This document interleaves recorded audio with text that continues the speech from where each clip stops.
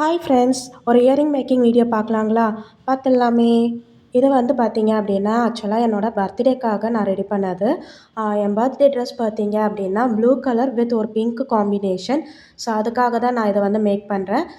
மேலே வந்து நான் வந்து ஸ்டட் பேஸுன்றது இருக்கும், அதை வச்சு நான் யூஸ் பண்ணிக்கிறேன். எம்டிஎஃப்லாம் நான் யூஸ் பண்ணலை. ஸோ இதில் பார்த்தீங்கன்னா, ஒரு லோட்டஸ் பேட்டர்ன் மாதிரி நான் கொண்டு வரலாம் அப்படின்னு சொல்லிட்டு மேக் பண்ணியிருக்கேன்.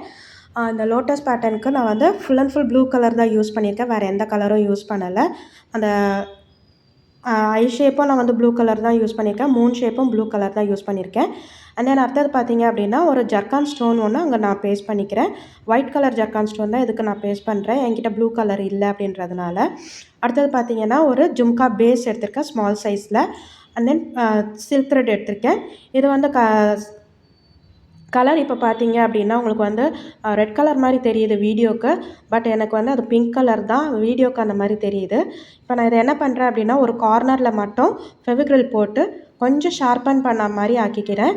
அப்போ தான் உங்களுக்கு அது இயரிங் பேஸ்குள்ளே போயிட்டு கரெக்டாக வந்து எடுக்க முடியும். அதுக்காக தான்.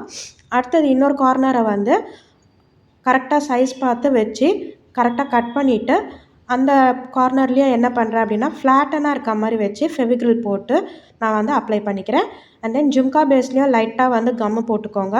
இதை வந்து அந்த இடத்துல நீங்கள் ஒட்டிடுங்க. ஃப்ளாட்டன் பிளேஸை வந்து அந்த ஜும்கா பேஸில் ஒட்டிட்டிங்கன்னா உங்களுக்கு அதுக்கு ஸ்டிக் ஆகிடும். கொஞ்சம் நேரம் டைம் கொடுத்துருங்க. அது வந்து ஆல்ரெடி நான் ஒன்று மேக் பண்ணி வச்சுருக்கேன். அதை தான் உங்களுக்கு இங்கே ஷோ பண்ணுறேன். ஸோ இப்போ இதில் வந்து நான் வந்து ஹெட்பின் போட்டுக்கிட்டேன். ஸோ இதில் ஒரு கோல்டு பீடும் ஒன்று நான் போட்டுக்கிட்டு, எனக்கு தேவையான சைஸில் நான் என்ன பண்ணிக்கிறேன் அப்படின்னா, கட் பண்ணிக்கிட்டு, இந்த பேலன்ஸ் இருக்கிற பிளேஸை வந்து நான் வந்து பெண்ட் பண்ணிக்கிறேன்.